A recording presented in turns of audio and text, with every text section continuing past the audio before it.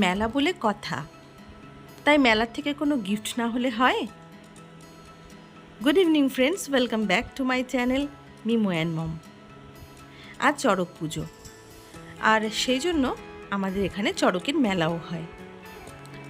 প্রতি বছর একটু আধটু যাই, তবে এবছর মেলায় যাওয়ার খুব একটা ইচ্ছে ছিল না। আসলে যা গরম পড়েছে বাইরে, তাই জন্য ভেবেছিলাম মেলায় যাব না। তো সেই জন্য মিমোর পাপা ওর জন্য মেলা থেকে এই ডলফিনটা আর এই একটা লক্ষ্মীর ঘট এনে দিয়েছে। তো সেজন্য মেলায় আর যাচ্ছি না, আমি আর মিমো একটু রেডি হয়েছি, বেরোবো। তো বেরিয়ে কই যাই করতে করতে আমরা চলে এসেছি শিলিগুড়িরই বাঘাযতীন পার্ক সংলগ্ন এলাকায়। কারণ প্রত্যেক বছর নববর্ষের আগের দিন, মানে এই চড়ক পুজোর দিন সন্ধে থেকেই আমাদের বাঘাযতীন পার্কটা এবং তার সামনের পুরো রাস্তাটা জুড়ে ভীষণ সুন্দরভাবে সাজানো হয়।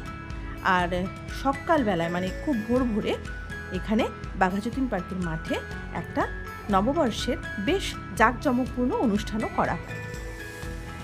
প্রত্যেকবারই ভাবি সকালবেলাটায় আসবো, এবছরও সেরকম ইচ্ছে আছে, তো দেখা যাক কি হয়। তো আমি আর মিমো এখানে এসে দেখতে পাচ্ছি বেশ ছোট ছোট ছেলে মেয়েদের কিছু ব্যান্ড এখানে নাচ গান এই সমস্ত কিছু করছে, আর পথ চলতি মানুষেরা সেগুলো মুগ্ধ হয়ে দেখছে আর শুনছে। তো আমি আর মিমো বেশ খানিকক্ষণ এখানে এসে বসলাম, এই ছোট ছোট বাচ্চা ছেলে বাচ্চা মেয়েগুলোর পারফরমেন্সগুলো ভীষণ এনজয় করলাম, বেশ মনটা ভালো হয়ে গেল।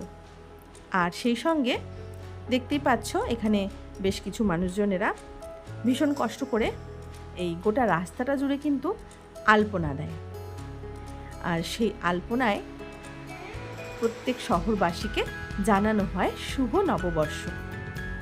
সেই সঙ্গে শহরকে পরিষ্কার পরিচ্ছন্ন রাখার বার্তাটাও দেওয়া হয়। তো এখানে দেখো এই মানে পার্কের যে গেট, সেই প্রাঙ্গণটাকে কি সুন্দরভাবে হাতে আলপনা এঁকে সাজানো হচ্ছে। তবে এখানে পথ চলতি অনেকেই কিন্তু এই আলপনার অনুষ্ঠানটিতে অংশগ্রহণ করে। এক বছর আমিও এসেছিলাম, তুলির টান কয়েকটা দিয়েও ছিলাম, তো এই বছর আর করিনি, মিমো ছিল আমার সঙ্গে।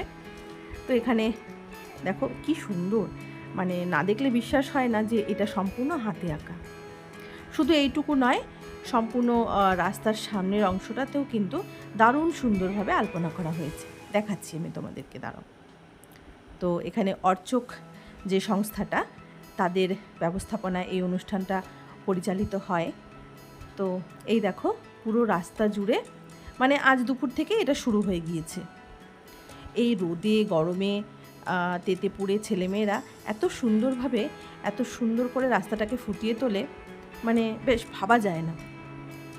তো আজকে এই জায়গাটায় গাড়ি চলাচলটা একটু বন্ধ রাখা হয়েছে, পাশে অনেকগুলো রাস্তা রয়েছে সেই জন্য। তো আমরা অনেকক্ষণ গান শোনার পর উঠে পুরো রাস্তার আলপনাগুলোকে দেখছিলাম। আর সেই সঙ্গে মিমো একটু বায়না করছিল কিছু খাবে করে। তবে আজ যেহেতু চড়ক পুজো, সেই জন্য চারিদিকে দোকানপাটগুলো বেশ বন্ধ বন্ধই দেখছি, মানে বিশেষ করে খাবার দোকানগুলো। কারণ ওই যে চড়ক পুজোর দিন তো মোটামুটি বেশিরভাগ মানুষই নিরামিষ বা এই সমস্ত এই দিনটাকে নিরামিষভাবে পালন করে। তো আমরাও বাড়িতে আজকে সারাদিন নিরামিষ রান্নাবান্না করেছি ঠিকই, তবে দেখি কতক্ষণ নিরামিষটা রাখতে পারি।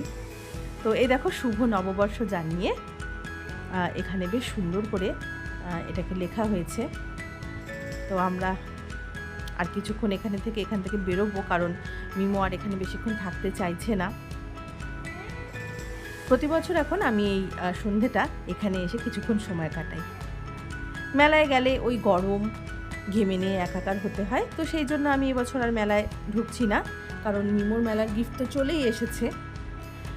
তো এখানে মোটামুটি আমি একটু শুনে নিলাম সকালে কখন অনুষ্ঠানটা শুরু হবে।